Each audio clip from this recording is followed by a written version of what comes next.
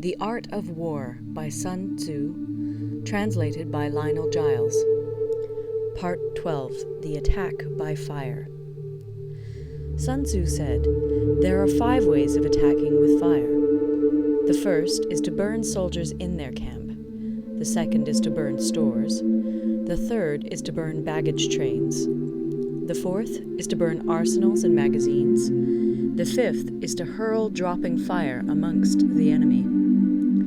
In order to carry out an attack, we must have means available. The material for raising fire should always be kept in readiness.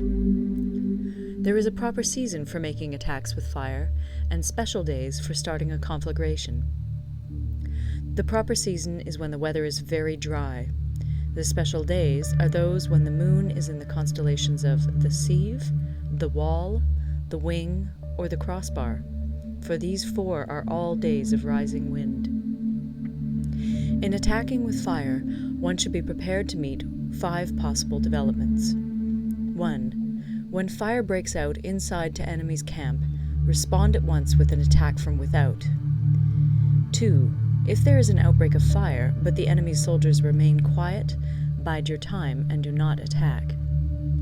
3. When the force of the flames has reached its height, follow it up with an attack, if that is practicable. If not, stay where you are. 4. If it is possible to make an assault with fire from without, do not wait for it to break out within, but deliver your attack at a favorable moment. 5. When you start a fire, be to windward of it. Do not attack from the leeward. A wind that rises in the daytime lasts long, but a night breeze soon falls. In every army, the 5 developments connected with fire must be known, the movements of the stars calculated, and a watch kept for the proper days. Hence, those who use fire as an aid to the attack show intelligence. Those who use water as an aid to the attack gain an accession of strength. By means of water, an enemy may be intercepted, but not robbed of all his belongings. Unhappy is the fate of one who tries to win his battles and succeed in his attacks without cultivating the spirit of enterprise, for the result is a waste of time and general stagnation. Hence the saying, "The enlightened ruler lays his plans well ahead. The good general cultivates his resources." Move not unless you see an advantage. Use not your troops unless there is something to be gained. Fight not unless the position is critical. No ruler should put troops into the field merely to gratify his own spleen. No general should fight a battle simply out of pique. If it is to your advantage, make a forward move. If not, stay where you are. Anger may in time change to gladness. Vexation may be succeeded by content. But a kingdom that has once been destroyed can never come again into being, nor can the dead ever be brought back to life. Hence the enlightened ruler is heedful, and the good general full of caution. This is the way to keep a country at peace and an army intact. End of Part 12. Part 13. The Use of Spies. Sun Tzu said, "Raising a host of 100,000 men and marching them great distances entails heavy loss on the people and a drain on the resources of the state.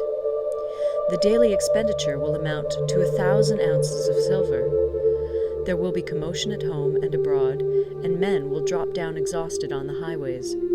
As many as 700,000 families will be impeded in their labor.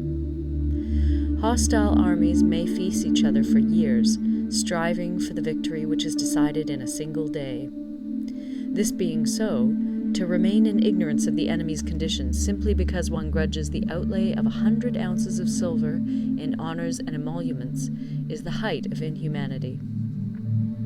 One who acts thus is no leader of men, no present help to his sovereign, no master of victory.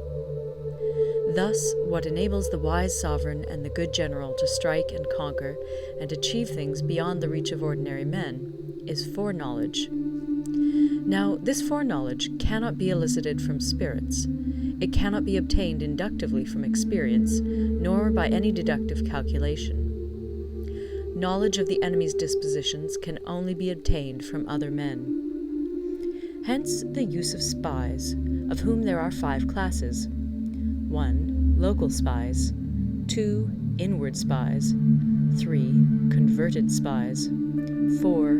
Doomed spies. 5. Surviving spies. When these 5 kinds of spy are all at work, none can discover the secret system. This is called divine manipulation of the threads. It is the sovereign's most precious faculty. Having local spies means employing the services of the inhabitants of a district. Having inward spies, making use of officials of the enemy. Having converted spies, getting hold of the enemy's spies and using them for our own purposes. Having doomed spies, doing certain things openly for purposes of deception, and allowing our spies to know of them and report them to the enemy. Surviving spies, finally, are those who bring back news from the enemy's camp. Hence it is that none in the whole army are more intimate relations to be maintained than with spies. None should be more liberally rewarded. In no other business should greater secrecy be preserved. Spies cannot be usefully employed without a certain intuitive sagacity.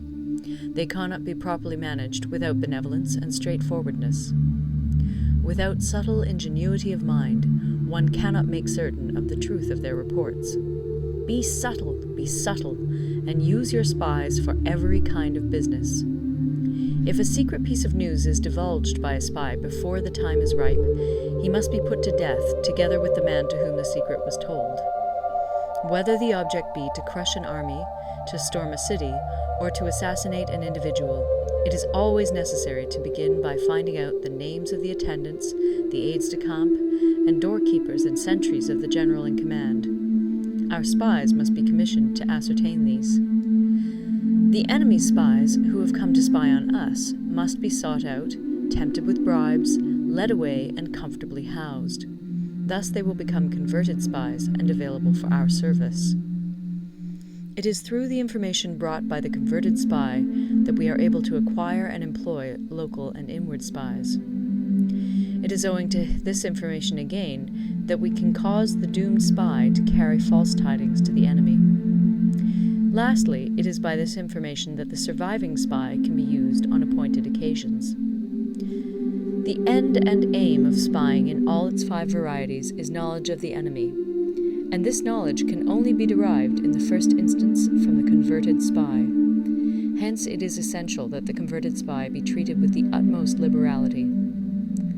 Of old, the rise of the Yin dynasty was due to Yi Qi, who had served under the Xia. Likewise, the rise of the Chu dynasty was due to Liu Ya, who had served under the Yin.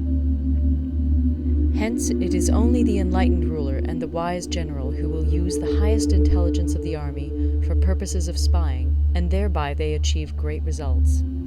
Spies are a most important element in water, because on them depends an army's ability to move. End of the Art of War.